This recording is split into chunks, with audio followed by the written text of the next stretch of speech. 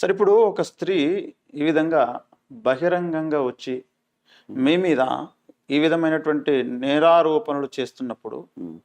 మీరు నిర్దోషి అని ప్రజలు ఎలా నమ్మాలి? దీన్ని మీరు ఎలా చెప్పుకుంటారు? ఇప్పుడు నేరారోపణ చేస్తే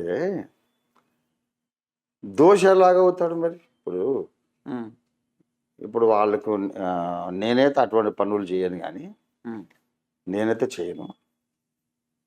లలిత్ కుమార్ గారు, లేకుంటే ఆ శివశక్తి అని పేరు కరుణాకరు, కరుణాకర్. ఇటువంటి వాళ్ళు, వీళ్ళకి ఎవరన్నా కొందరు శత్రువులు ఉంటాయి.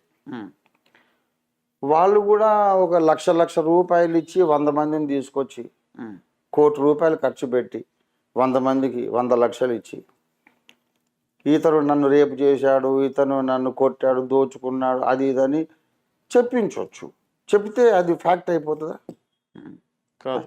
మరి ఇప్పుడు ఎవరైతే ఏ అమ్మాయి అయితే ఇవన్నీ చెప్తుందో,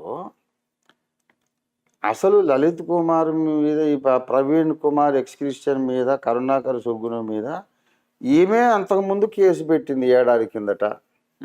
ఈ పర్సనే ఈ పర్సనే ఓకే. ఈ పర్సనే కేసు పెట్టింది. అప్పుడు ఈమె పోలీస్ స్టేషన్కి వచ్చి డిటెక్టివ్ ఇన్స్పెక్టర్ ముందు ఈమె స్టేట్మెంట్ రికార్డ్ చేసింది. అది ఇప్పుడు కోర్టులో ఉంది.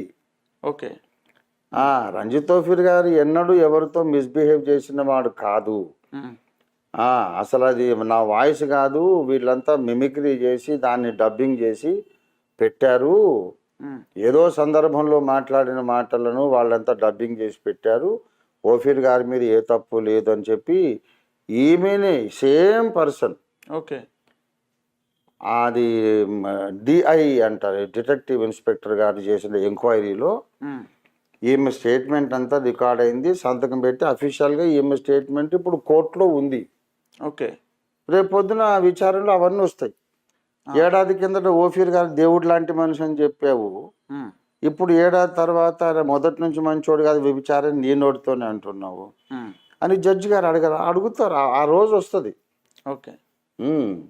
సేమ్ పర్సన్ ఈ ఈ కరుణాకర్ సుగ్గుణ బ్యాచ్ వీళ్ళ మీదనే ఆమెనే కేసు పెట్టింది.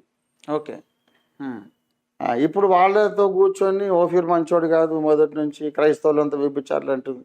జనమందరూ గుడ్డోళ్ళు కాదుగా, పోలీస్ శాఖ కానీ, న్యాయ శాఖ కానీ, సమాజం కానీ అందరూ గుడ్డోళ్ళు కాదుగా. ఏంటమ్మా నువ్వే 1 year బ్యాక్ ఓఫీర్ గారు దేవుడు అన్నావు, ఇప్పుడు 1 year అయినా కానీ మంచోడు కాదు, మొదటి నుంచి కాదంటావు.